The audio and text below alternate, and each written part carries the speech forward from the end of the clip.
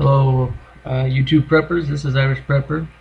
I'm going to be talking about where to find water in a SHTF situation. Basically, it's just uh, one idea that could really help out. Um, Basically, let's say the day has come, and the power grid's down. Okay, you were one of the smart ones.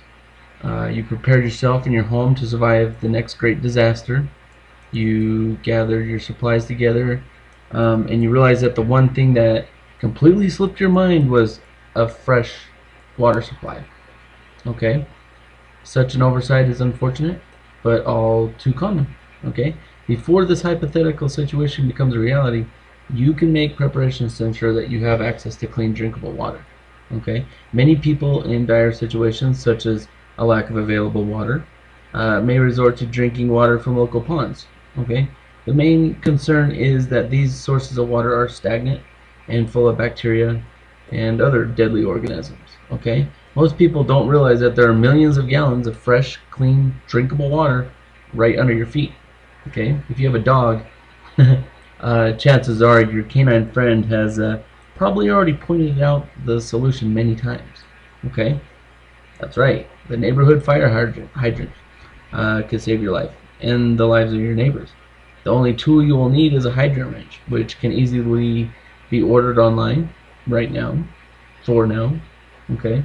You may also need a length of like 1 inch galvanized pipe, okay, to help with the leverage of your fire hydrant if it's been rusted or it's overly tight. Okay. The key is to identify the lowest elevation hydrants in your neighborhood or area. Okay, this can be done in most places by simply taking a wrench and noting which hydrants are at the lowest points. For the areas that are relatively flat, researching the topography of your neighborhood with the help of Google Earth can really prove useful. So, how can hydrants possibly be the solution? Okay, even when the power grid is down or the local water tower is empty, the water lines that feed your neighborhood hydrants are very likely still full of water. Okay, for illustration purposes, an 8-inch water line will hold about 2 gallons of water per linear foot. Okay, and 12-inch lines will hold about 6 gallons of water per linear foot. Okay, if you happen to live in an industrial area, chances are that those water lines are even larger. Okay, the reason to identify the lowest elevation hydrant is to ensure that there is some downward pressure to help push the water out. The full force of a pressurized line is not necessary because all that is needed to push the water out can be as little as 3 pounds per square inch, or about as much as the pressure from a simple water fountain. Okay. When the need rises, slowly open the hydrant with your wrench and collect the water into 5-gallon buckets for transportation.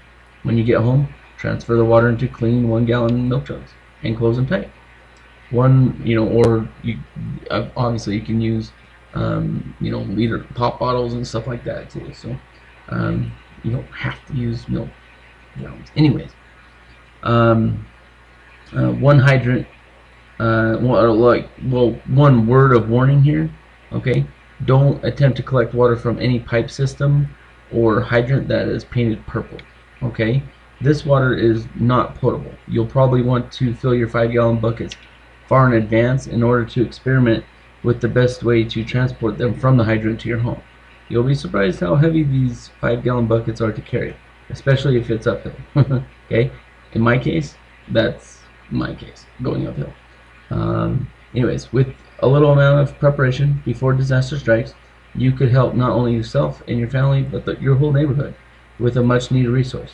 If you are concerned about getting in trouble for tapping into the water line, the chances are that your local emergency response team will have way more important things to worry about.